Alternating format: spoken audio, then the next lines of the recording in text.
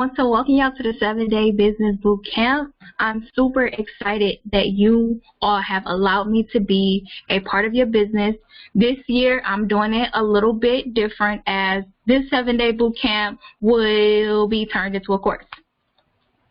Usually, this is something that is offered to my students that I usually have between two quarters to 4, depending on where they at in their business. This year I will not be offering that. However, I'm still going to offer my 7-day business boot camps, and this also a little different for me because not just it will be turned into a course.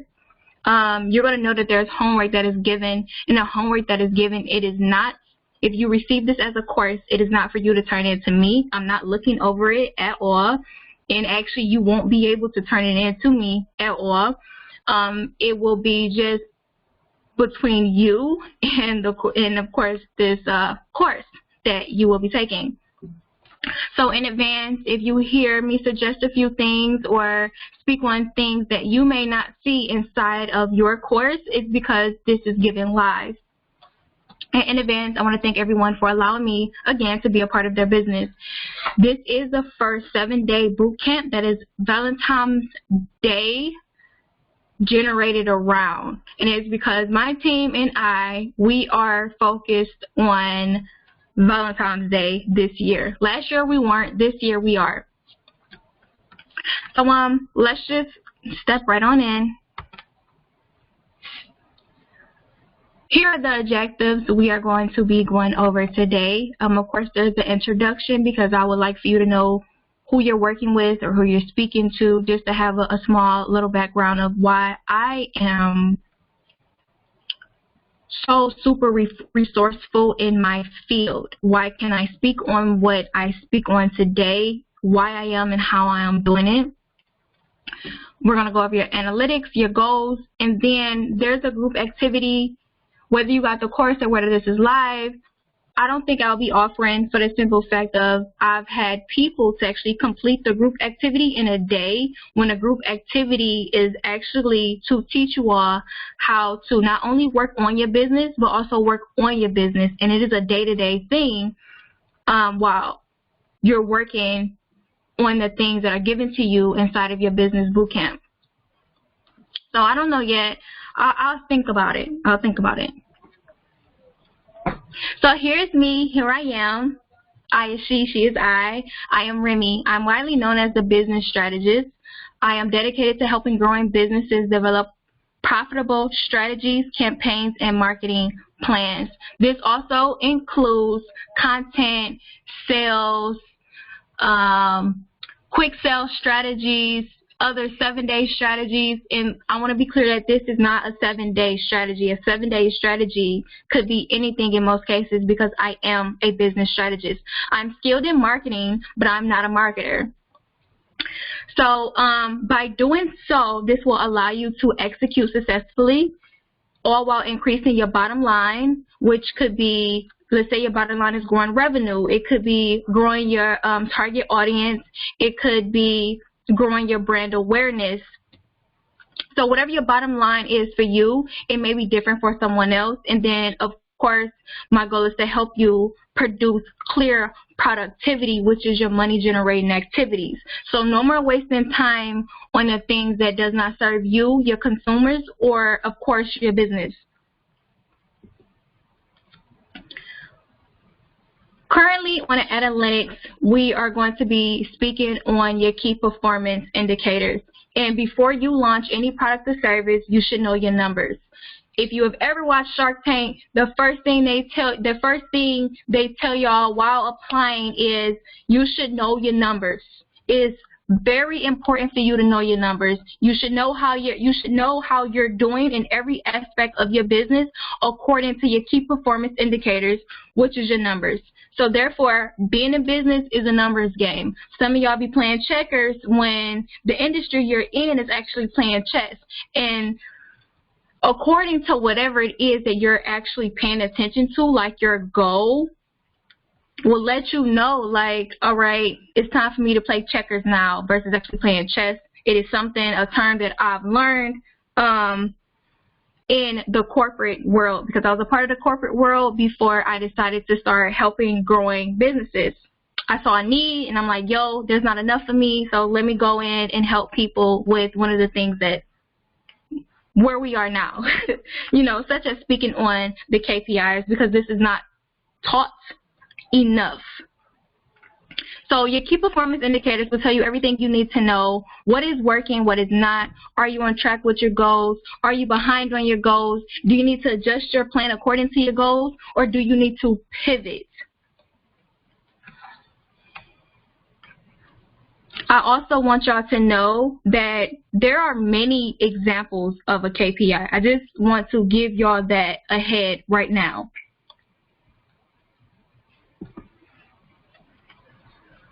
When you are setting your goal, these are the questions you should be answering. What is the target or the goal? What is the time frame or deadline? Because a lot of people create goals but don't hold themselves accountable with the deadline. So something that should have taken them 6 days end up taking them a whole month. What data source are you using to measure this goal with? How frequently are you checking the data? How frequently will you be checking to see if you're on course with your goal? So let's say, for an example, one of my goals is to reach 1,000 new customers. And my deadline for me would be February 28th. That's my deadline, February 28th. I'm trying to hit 1,000 new customers. The data source that I'm going to be using to measure whether or not I am on track is going to have a lot to do with the data that is on a new product or an entry-level product. Let's say that I'm going to measure my success of how many customers I have according to an entry-level product.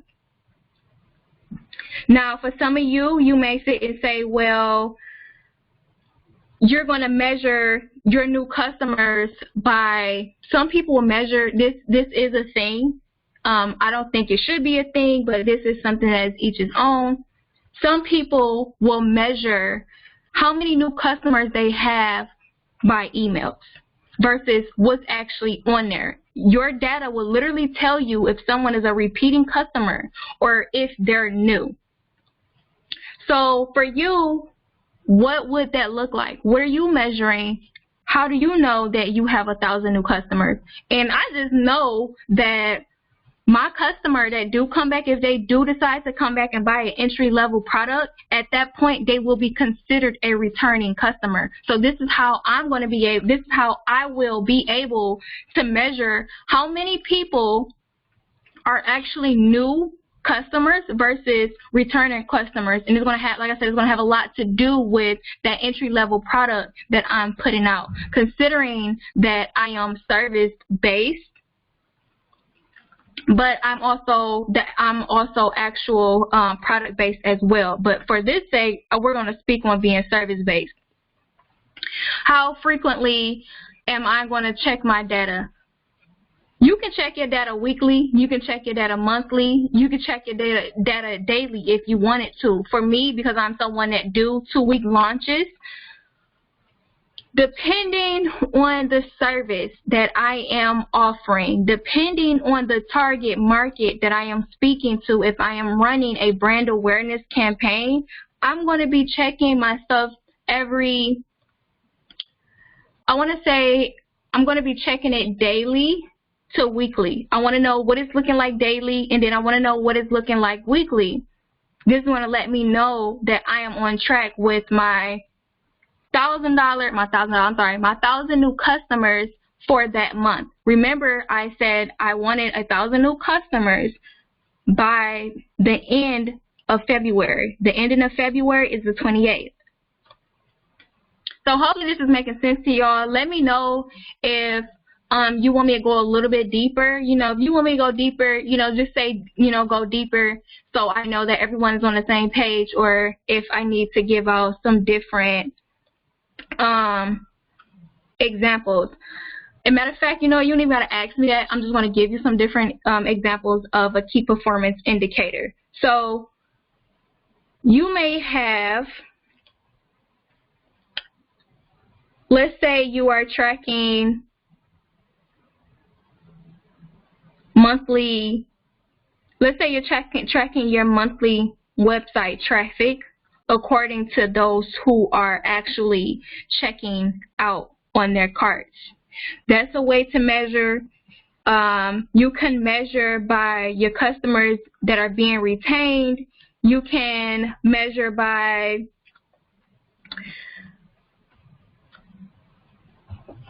okay, I'm sorry, I stopped because I was looking at the questions. Okay, well, everyone get it. All right, cool. Great.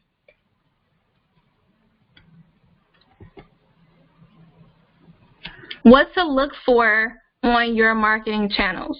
What does your insight say? Do you know how to read them? There are many different marketing channels y'all could use that aren't Instagram and Facebook. Of course, there's TikTok, there's Twitter, there's LinkedIn. I utilize everything, and actually just I'm getting back on Instagram because y'all know Instagram was kicking your girl off. Like they did not want me to be great for some odd reason. So this is the part where we are all going to work together. If you do not know how to find these things, even if you know how to find them, I want you to screenshot it because I want to see, for some of you, because this is live, I actually want to see at the end of your campaign, during your campaign, actually let me back up some. I want to see where you're at before you launch. I want to know where you're at during your pre-launch. I want to know where you're at during your launch, and I want to know where you're at the end of your launch. This is going to let me know, one, I did my job, and two, you did yours.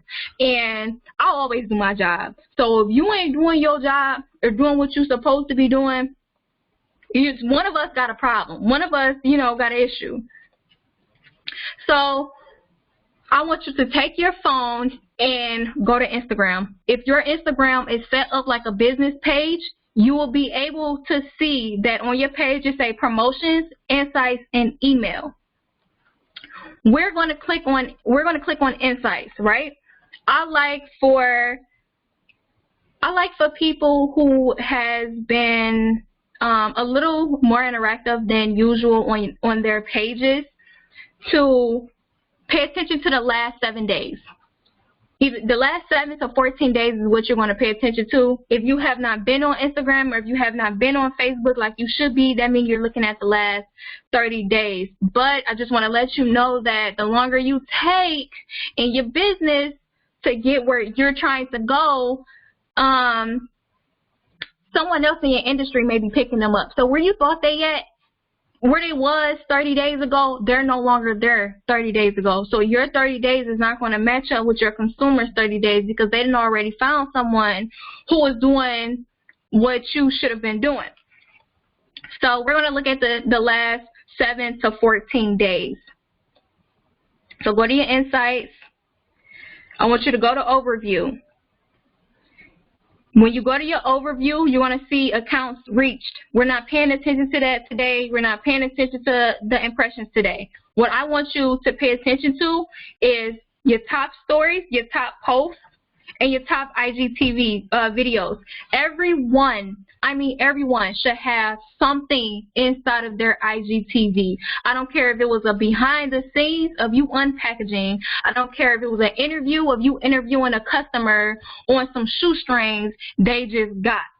You should have something in your IGTV, right? We need something in the IGTV.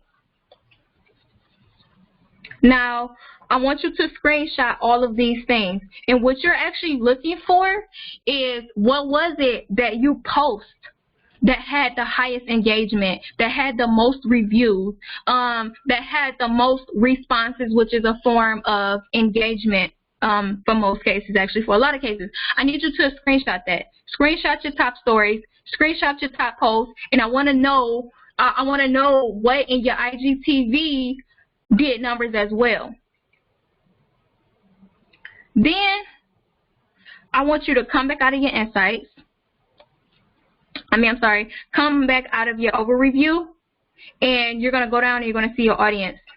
I want you to go to your audience. You're going to click on See All, and you're going to see follower breakdown. I want you to pay attention to your top locations. I want you to pay attention to your age range. I want you to pay attention to your gender. More importantly, I want you to pay attention to the most active times. Screenshot all of that. We need all of that. And this is why we need all of that. Some of y'all selling summer clothes right now for a warm state or a hot state, if you will, when up north is freezing. Now, around this time, around Valentine's Day, you can get away with it because everybody want to look sexy for their man or for their woman if they're inside of the LGBT. What is it? LGBT? You know, that community. I always get those letters, a little screwed up. But, no disrespect. If they're inside of the gay community, I really don't necessarily like that term, but, if they're inside of that community, they may be getting a little sexy for their woman. But if this is a man who likes, not saying that this has to be gay, catered towards just women. There are transsexuals as well that dresses, how they are now. And this can be man to woman, woman to man. Look at your top locations. If you are trying to target Detroit and your top location, say Miami, you need to go back to the drawing board and figure out what you're doing wrong. And I'm going to tell you what you're doing wrong right now. One, you're styling for Miami. It's a warm state. You're styling for Houston. It's a warm state. You're not styling for up north. You're not styling for the seasons that are actually cold. You got to pay attention to those states that are in 4 seasons. Michigan get all 4 seasons. Up north normally gets all 4 seasons. So anytime around this time and you got the sexy gear, you're just trying to get rid of it, or you're trying to bring on brand awareness to your business, it's intuitive that you pay attention to how you are selling it.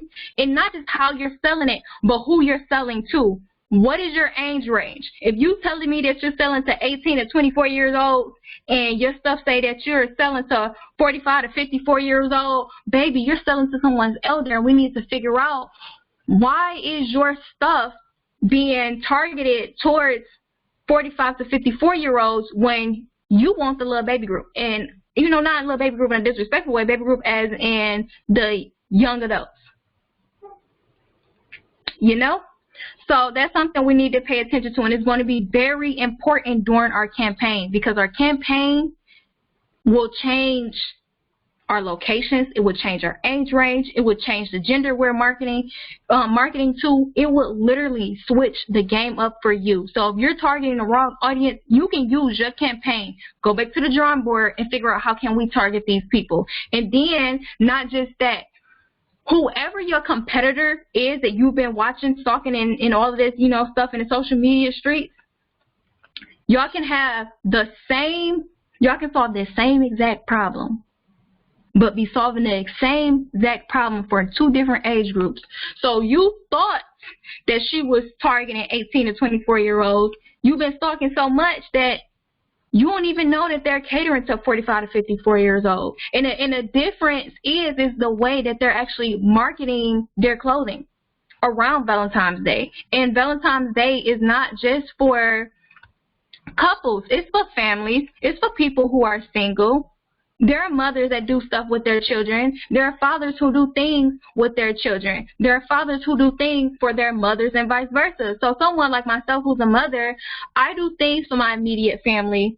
I do things for friends, and of course I do things for my children. I have boys, so I want to show my boys, I want them to enjoy Valentine's Day as well. So they know when they get older, I want them to know exactly how to treat me. So if I'm doing this for you, I expect you to do this for me as well. That's just a little side piece right there. I had to throw that in. Your most active times is very important, because your most active times is going to tell you how many people inside of those who are following you, your following body of community, is going to give you anywhere between 10 to 15% of those people that is following you. If you're super active, it's going to tell you what times they're most active. It's going to tell you what days that they are most active. And it is up to you to go back and see what that is. You can have 500 people following you, and Instagram will only show you out of, let's say, 398 of those people on those most active days. Use that and generate that content. And it's only just because the other people may not be as active as everyone else. Or it may be bots, ghosts, whoever, whichever. They may have deleted their account and your page haven't showed that yet. Now, let's go over to Facebook. If you go over to Facebook, I usually tell people to go to your Facebook Business Manager. I think that's what it's called. Or it's Facebook Manager, right? It's for your business account. But if we're on our phones, we're going to go to our page. And the page from your phone is going to look like a little stick with a flag. That is your Facebook business page, right? You're going to scroll down and you're going to go to Insights.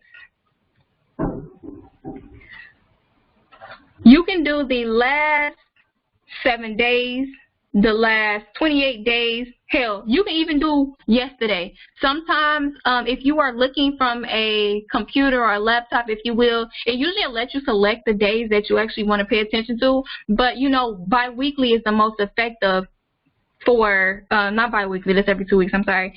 Weekly, the 7-day range is the most effective for most businesses. So going back to where we were, we are looking at, I want y'all to know the audience is way at the bottom. Way at the bottom. If you scroll all the way down, it's going to tell you your audience. You're going to go to see more. You're going to see your age and gender. You're going to see your top locations. You're going to see your countries. It's also going to tell you things that those pages have liked. They're going to give you those extra interests. So if you're ever interested into running ads, which I'm not getting on today, if you're ever interested in running those ads, it's just something I would definitely tell you to pay attention to. But for now, I want you to screenshot your age and gender. Does your age and gender matches up with your Instagram? This is something that's going to be very important because the way you post is going to be according to those analytics and what you post and how you post it as well. Now we're coming out of there and we're going to scroll back up. If you're not utilizing stories inside of your Facebook business page, you need to get with it. If you ain't there, they don't see you. If they're following your page, your stories will end up on their actual personal page that they're on. So for me, if my team go in on our Facebook business page and they're posting in the stories, it's going to come on my personal profile. I'm going to see that. If I can see it, that means other people who is following me and liking me, they're going to see it as well. Now, moving over to posts. You want to go to posts and you're going to go see more. You're going to see more in your posts. So if you're looking at the last 7 days, it's going to give you the most engaging and it's going to give you the recent. I need you to look at the most engaging. Don't boost, no post. We ain't boosting nothing, so don't even look down there. I don't care if it was doing great. Don't look down there. Screenshot your most engaging, and then I want you to pay attention to what you have posted recently and does it matches up with your most engaging content. It's also going to tell you your post reach. It's going to give you how many people actually engaged, and it's going to give you your link clicks as well. All of that is important. It's going to be important, and it's going to be vital for how you run your campaign, what you're posting, and how you're posting. So screenshot all of that information. And for those of you who are doing my 7-day hands-on boot camp, I need all of that information. So go back inside of the group. You're going to screenshot this. This is your homework. Screenshot it. Go back inside of our group where I am hosting the bootcamp at. Go to units. Click on post 2. There's a link. Go and submit those screenshots. And then we'll go from there. I'll tell you exactly what to do from there. Moving on. This is what you're looking at with your screenshots. What to look for on your marketing channels. We're still there. So we're going to break your content down even more for the pieces with the high reach and the engagement. The stuff that you have screenshotted, that's your high reach, that's your high engagement, you know. So high reach, eyeballs that have seen, you know, people who have interacted. We're going to next ask, what type of content does this fall under? Is this written? Is it video? Is it audio? My next slide is going to explain what this is here. There are 3 different types of content people actually understand to consume. They understand to consume. Now, I can be interested in something that's written all day, but am I just reading it just to read it, or am I trying to actually consume it enough to dive deeper into what is actually being said, right? This is me wanting to engage with that post. So is this an ebook? Does this fall up under a blog post? Is this a newsletter? Is this a e-guide or a physical guide? What is this that is written that had the most engagement? What is that video that you posted that had the most engagement? On Boss Tip Marketing's Facebook page, we uploaded one of the teammates or staff members uploaded a video with Jada Chives, marketing for Moonex Cosmetics.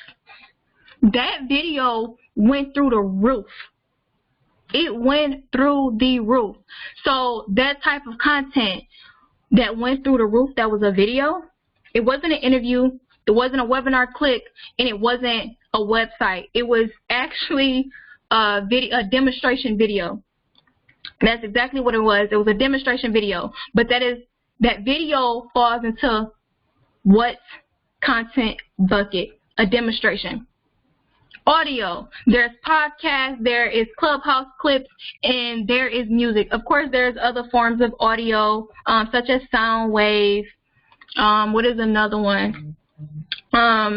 Yeah, so we just gonna stop there at sound wave, because, you know, my head, if you know me, you know that I get a little sidetracked sometimes. So now we're gonna move on. Now we know the types of content that people consume, and we know what type of bucket it will fall up under according to our engagements, right? We are going to break down the 14 days of content. Not break it down, but here's what this is. 14 days, if you don't have to be a part of Valentine's Day. You don't have to be running a Valentine's Day campaign to know that you need 14 days of content, right? That's just giving you 2 weeks. 14 days of content is just 2 weeks. It's 42 timeline posts, and it can be broken down into 3 sectors. There's still shots, there's reels, there's the IGTV series.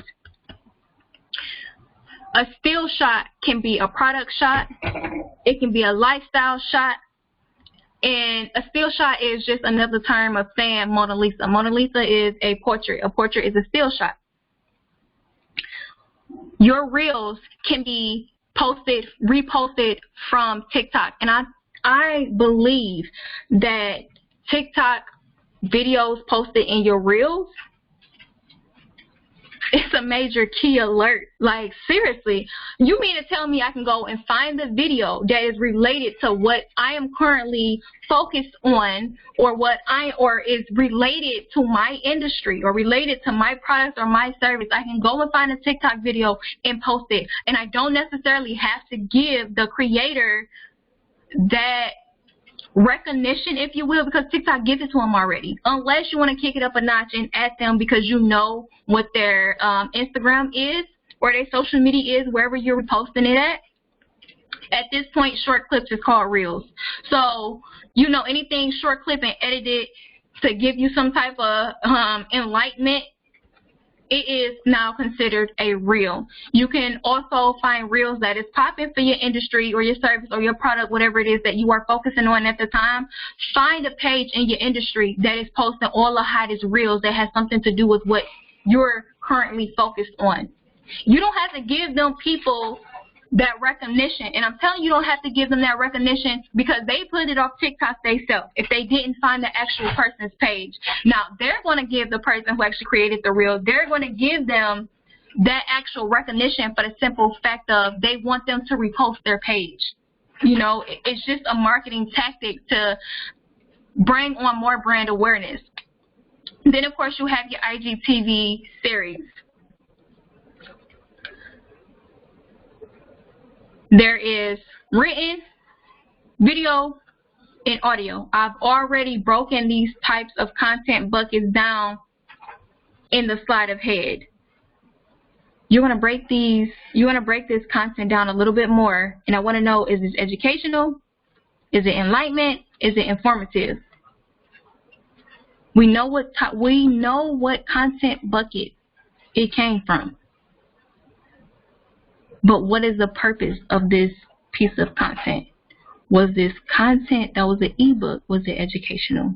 Was this content that was a guide? Was it informative? Was this, and I want y'all to know there's a difference from informative and a difference from educational. Can they go hand in hand? Yes, but there is a difference between informative and educational. You know, I can be informing you that the seams on my jeans may not be best for a thicker woman. I could be educational on why it is not and what type of seams it is. Y'all follow me? Are y'all following me? Y'all tracking with me? And then, you know, enlightenment is anything that people find, you know, amusing in their own state of way. And let me know if I'm speaking too fast. Let me know. I need to know if y'all tracking with me. I need to know if this is really good for y'all so far.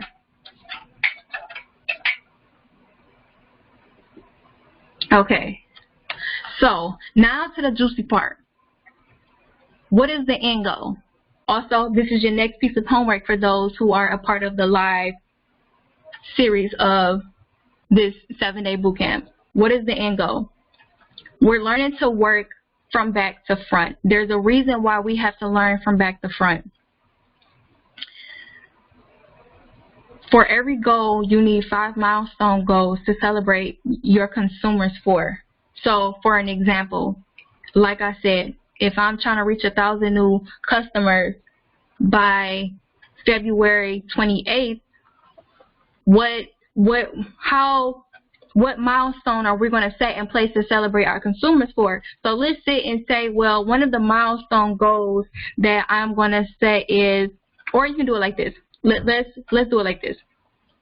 For every 25th customer, or for every, not even 25th, for every 100th customer, we're going to celebrate with offering you maybe 50% off. We're going to celebrate with you by offering you something that is free of service. We're going to celebrate with you the fact that we're actually halfway through our actual goal. We want to let them in on our goal without actually letting them in on our goal. And if you're cocky with it and you don't care, you can actually let them know what your goal is. Believe it or not, people will support you more knowing what your goal is. So if your goal is 1,000 new customers by February 28th, okay, you gave them a little walk room, a little leg room. What is your milestone that you're going to give your business, give yourself, and give them that you can celebrate them with? And once you actually hit that actual end goal period, so if your end goal is 1,000 new customers, what do 1,000 new customers have something to do with? It has something to do with brand awareness. So that's a milestone. That's a milestone for a brand awareness goal. That brand awareness is an end goal.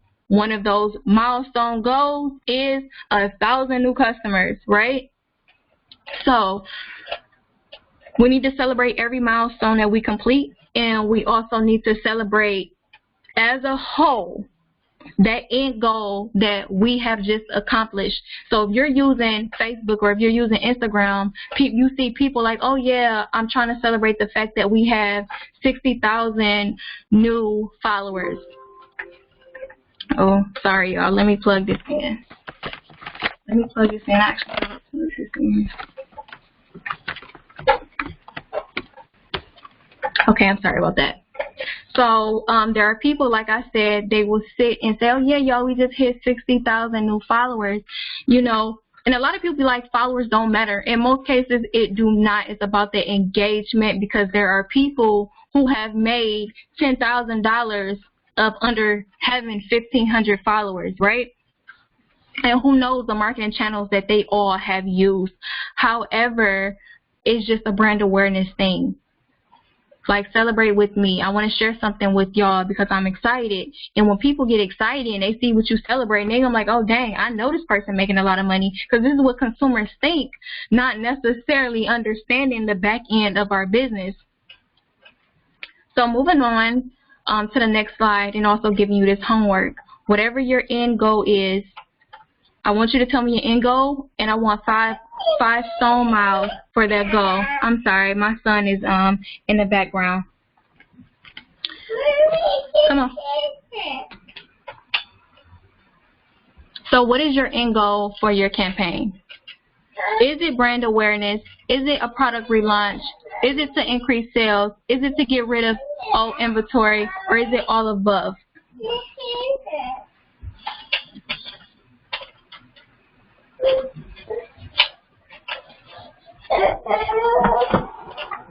What is your end goal of your Valentine's Day campaign? Now, running a campaign, these are the most, these are usually the most end goals that, not even the most, I'm using the wrong term. It is, I don't want to call it normal. However, usually it's around one of these end goals. I don't know if y'all know that businesses, super businesses and superstores right now is getting rid of all inventory currently right now, because they're getting ready to do their 4 to 6 week campaign for Valentine's Day. So an example I can give y'all is Windsor's. If you shop with Windsor's, like I do, you would know that you just got an email letting you know about the final hours of this 50% off sale. It is perfect to get rid of old inventory. It is perfect for brand awareness. It is perfect for them to increase their sales. You gotta be quiet, Julie. Or get down.